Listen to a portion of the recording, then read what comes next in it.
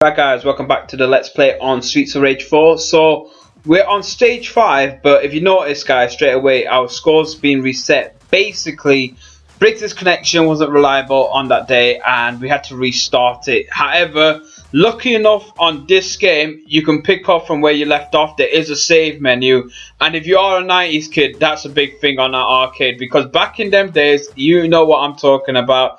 You couldn't save anything, literally, guys. If you didn't experience any 90s games, then put it this way: once your game froze, crashed, or if you closed your console for any whatever reason, you were back to square one. So I think some good things have been featured in the 21st century of gaming. At least you could pick up from where you left off from.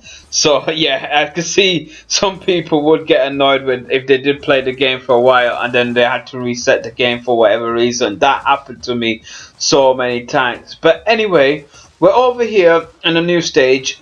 We're down in the sewers where there's a lot of nuclear waste gas just being released across on the bottom floor. And I've got to ask myself, with this nuclear turkey, is that healthy to eat? And even still, in a further question, what is the benefit of the street? Like, if you go down in the sewers, there's pretty much nuclear going off, as well as this criminal activity going on. In fact, this criminal activity in the streets has been happening 20 plus years, and now the police force are corrupt as well. What is the benefit of living on the streets of Rage? I mean, do the local council do anything? Is it cheap rent? Do you get decent food? Where are the benefits? I think this is kind of like a Mad Max or a Judge Dredd sort of society. If they were going to make a film about it, I doubt it. But anyway, I'm delving into the lore of Streets of Rage way too much over here. And I think one of the things is what's annoying me about this stage is definitely you've got a lot of things happening. Right, there's tons of little guys, and then me over here hitting the nuclear bomb and getting myself kicked off the edge. Well done, Wakas. Honestly, well done. I don't know what I'm doing, guys. I really don't know what's going on now. But yeah, there's definitely a lot of businesses to take care of. Look at all these guys. They're just chucking in the way. Like, what is happening? Yeah, this is getting chaotic. I definitely gonna lose a couple of lives on stage 5. I think I'm gonna need to practice it a bit more in order to get a better grip on it if I do go for the higher difficulties. Did not time that way. Exactly what I'm talking about. You can see over here, guys, that we're just pretty much getting our asses whooped. And now we got Cobra, the sub boss from stage 1. And he's backed up with this big fella, who, you know me, I absolutely hate it. Big Ben and Cobra, what a combination. I'm going to have to take care of these guys straight away, because honestly, that's a lethal combo. Cobra seems to be the easiest one. Big Ben coming through with his flamethrower once again. Honestly, the satisfaction I get punching Big Ben across his face and stomach is just unbelievable. I really hate this fella. Get my pipe over here, bash him on the corner. He's coming in again. Can't escape. No. Oh, I can't believe he didn't go down by that pipe shot. Now he's dead. Now he's over. Right. Grab the coin bag. Here we go. Oh, we're heading up the stairs. So, what? Jump. Oh, here we go. Part 2. Part 2 on stage 5. We're in the toilet environment again. So, of course, down below the toilets is the sewer, naturally. I don't know what's happening over here. This toilet area can do with a lot of cleaning. And I'm not sure why they earlier on as well, when the fellas were kicking the door down, perhaps he was waiting for someone to get out of the loot. We seem to be in an open bar where there's not a real door towards the toilet and the bar entrance. Very unhygienic. I want to speak to the manager of this establishment, really. We'll go around and see what's cracking over here, because that is definitely not health and safety as a priority. These guys as well, by the way, new enemies. I've just ended up losing my words there, but yeah, new enemies on the game. Sugar and Honey we got, and they are absolutely annoying. Honestly, they should be a sub boss on themselves as well. You got to keep kind of a bit back from them, but not too much where this little strike ability, you can see the head smash coming in. It just inflicts absolutely too much damage onto you. If you're playing the game on a higher difficulty, then you're going to expect to lose quite a bit from these guys. This is why it probably helps out having a bit more of a speedier person on the team, like Blaze or Skate or Cherry. Any of them guys can do wonders for yourself. But Floyd's just a big target, really. And we've got Donovan's over here playing snooker. Got the snooker queue as well. So, I mean, these guys are not really that good because they ended up smashing the queue. And now it's just going to get absolutely chaotic, guys. It's a good old-fashioned bar fight going on now. Here we go. Everyone's in it. It seems like a free-for-all right now, but we are getting absolutely ganged up on everywhere.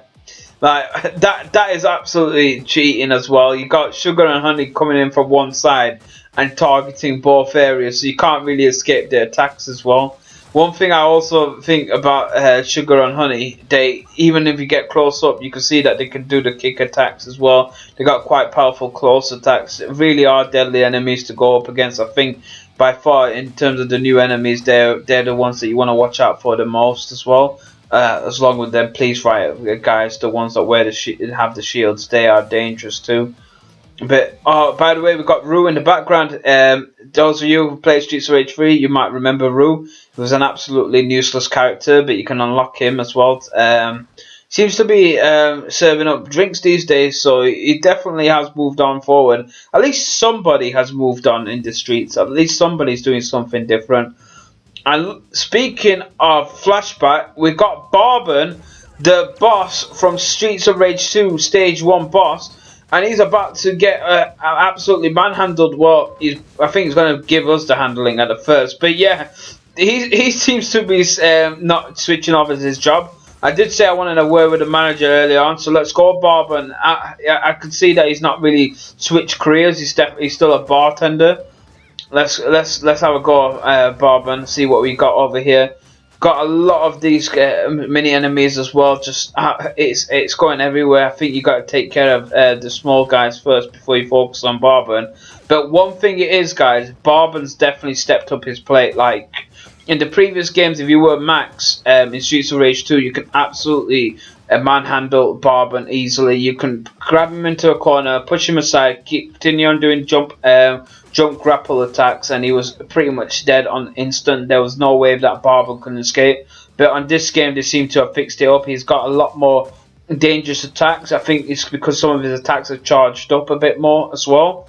So you got to keep an eye on that, because I think Barben is definitely one of the more improved characters, let's just say, in terms of the enemies.